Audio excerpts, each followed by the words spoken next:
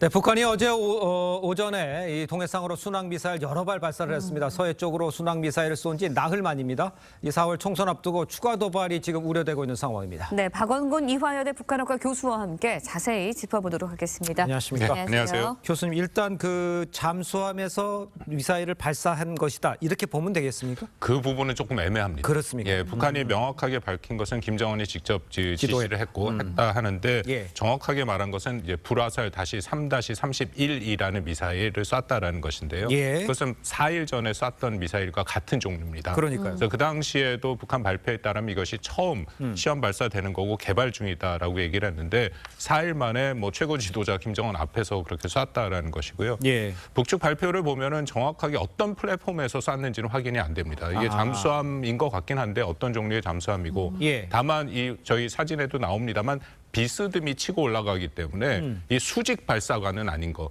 그러니까 김건욱 영웅함이라고 해서 지난번 뭐 괴물 잠수함이라고 예. 얘기가 많이 나왔었지 않습니까? 네네. 거기에는 10개 정도의 수직 그 발사 이 장비들이 있었는데 거기서 발사된 것 같지는 않고 어뢰 형태로 이렇게 비스듬히 올라가는 모습은 보인다. 근데 중요한 것은 뭐 이 새로운 전략 순항 미사일이다라고 얘기를 하긴 했는데 예. 이게 전에 화살 1형과 화살 2형이라 해서 작년에 쐈던 그 미사일의 개량형입니다.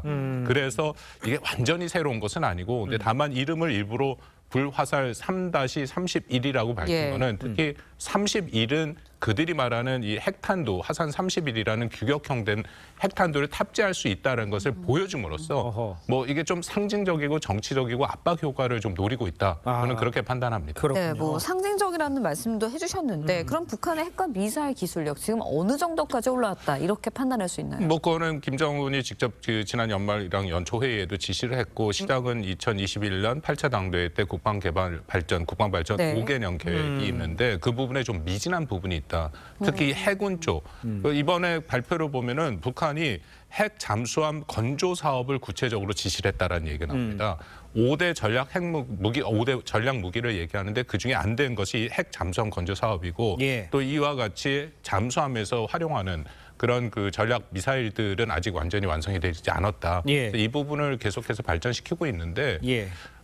그렇다고 너무 위협을 우리가 정확히 보긴 해야겠지만 과장할 필요는 없다라고 생각을 합니다. 물론 잠수함 자체가 탐지 식별이 어렵긴 하지만 네네. 최근에 우리가 본 것처럼 한미일, 특히 일본이 이 대잠수함 작전 능력이 굉장히 뛰어납니다.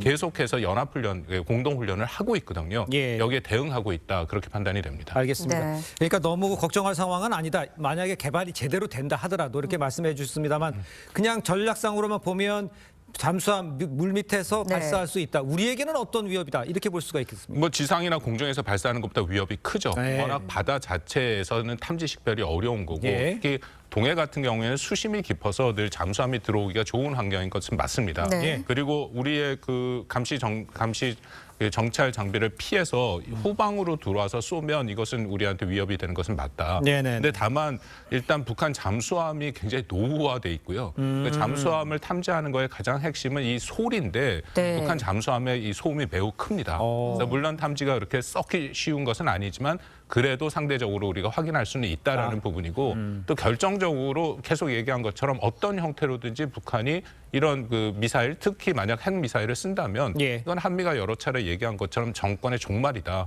그러니까 굉장히 강력한 대규모 응징 보복이 북한한테 가해지기 때문에 예. 북한이 이것을 쉽게 사용할 수 있다고 저는 전혀 생각지는 않습니다. 알겠습니다. 네, 올해 들어서 북한 도발을 이야기할 때 항상 예. 저희가 이야기하는 게 우리나라 4월 총선 문제 또 미국의 11월 대선 문제 이야기하고 있습니다. 4월 총선 앞두고 더 다양한 도발이 이어지지 않을까라는 그런 가능성에 대해서 이야기가 계속 나오고 있는데 어떻게 예측하시나요? 글쎄요, 총선에 영향을 주기 위해서 도발을 한다라고 하는데 그렇다면 과연 북한이 도발을 함으로써 총선에 어떤 영향을 줄 수 있을 것이냐. 그러니까 어떻게 보면 오히려 이렇게 도발을 하면 북한의 위협이 더 높아지기 때문에 네. 이 보수층의 결집이 더 일어나는 부분이 있거든요. 예. 그리고 그것을 다 넘어서 결정적으로 연말 연초에 북한이 너무 명백하게 한국을 대적 관계, 적대 관계, 교정국 관계라고 얘기를 했고 더 이상 그들이 말했던 자주 통일이라는 걸 안 하겠다고 얘기를 해버렸기 때문에 예. 국내에서도 북한의 수용적인 그런 그 분들, 그런 사람들조차도 현재 상황에서는 이것은 북한의 반민족, 반통일적인 그런 예. 선언이다 해갖고